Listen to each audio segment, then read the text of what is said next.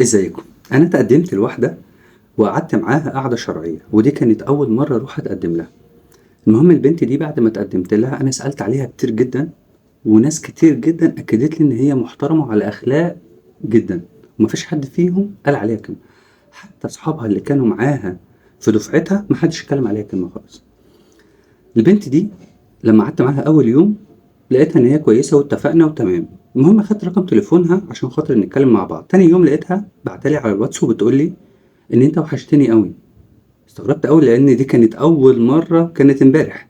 فاللي هو دي كانت اول مره اقعد معاكي، يعني انت مش عارفاني قبل كده ولا حصل بينا اي حاجه. فاللي هو لا، عديت الموضوع وبعدها بخمس ايام رحت عشان خاطر اشوفها. خدت قعدتي وقعدنا وكل حاجه تمام. وانا مروح المهم واقف على الباب، وما كنتش واخد في بالي لاي حاجه، ولقيتها بتقول لي انت المره اللي فاتت مشيت من غير ما تسلم عليا، هتمشي كمان المره دي من غير ما تسلم عليا؟ طبعا انا فاهم الحركات دي عشان خاطر ان انا امسك ايديها والكلام ده، بس المفروض الطبيعي ان ما يحصلش من البدايه. الكلام ده ممكن يحصل بعدين لما ناخد على بعض. فاللي هو انا استغربت، اللي هو وحشتني ولسه كان اول يوم عدى، ودلوقتي بتقول لي ان انت هتمشي ومش هتسلم عليا. فاللي هو خايف أوي من الموضوع ده. ممكن يكون بالنسبة لي الموضوع ده تافه، وممكن يكون لناس تانية اللي هو لأ، ممكن يكون صعب، بس أنا بالنسبة لي جدًا أنا شايف إن هو في حاجة مش صح. فأنا قُلت أبعت لحضرتك بحيث إن حضرتك تقول لي هل ده في حاجة غلط والّا أنا اللي اخترت غلط والّا البنت فيها إيه؟ ومع إني باكرر لحضرتك أنا سألت كتير جدًا وما حدش اتكلم عليها كلمة. فأنا مش عارف الصراحة، الموضوع ده قالقني جدًا وموترني. حتى لما جت كتبت لي وقالت لي إن أنت وحشتني، قُلت لها إزاي يعني؟ اللي هو إحنا لسه عارفين بعض امبارح فاللي هو مش عارف، فما كانش في قدّامي حل غير إن أنا أبعت لحضرتك والناس اللي عندك تفيدني، يقولوا لي هل ده طبيعي جدًا والّا أنا في حاجة غريبة أنا مش فاهمها؟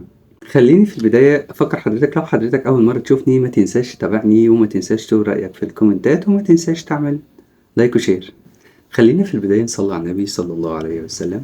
بُص، هو موضوع يوتّر، ولكن أنت من حقك تسأل تاني وتالت ورابع عشان بس تطمئن، ولكن فترة الخطوبة دي هي هتبيّن لك كل حاجة، ما تستعجلش على أي حاجة. بس هو برضه من الواضح إن البنت ممكن تكون صغيّرة، يعني ممكن تكون أنت أول فرحتها، وفي نفس الوقت ممكن تكون منبهرة بيك جدًا، وممكن تكون إن هي بتحبك عشان خاطر اتخطبت والجو اللي أنت فاهمه ده. حاجات كتيرة. طبعًا كل الحاجات دي تعتبر سذاجة منها، ولكن ممكن تكون سنها صغير فعشان كده هي بتعمل كده أهو.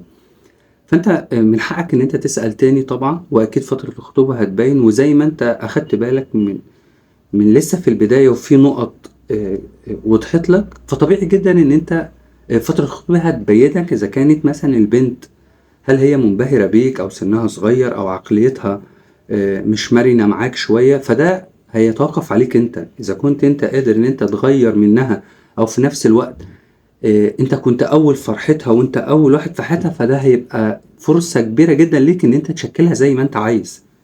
فأنا شايف من وجهة نظري إن أنت تحسن الظن، ومن حقك تطمن عشان خاطر ده جواز مش لعبة. زي ما انت كده بتاخد بالك وعندك ملاحظات، اكيد هتقدر تميز وتعرف ان الانسانة دي هتقدر تعيش معاك وتكمل معاك ولا لا. واكيد طبعا الناس بتقول رأيها في الكومنتات وانا برد عليها.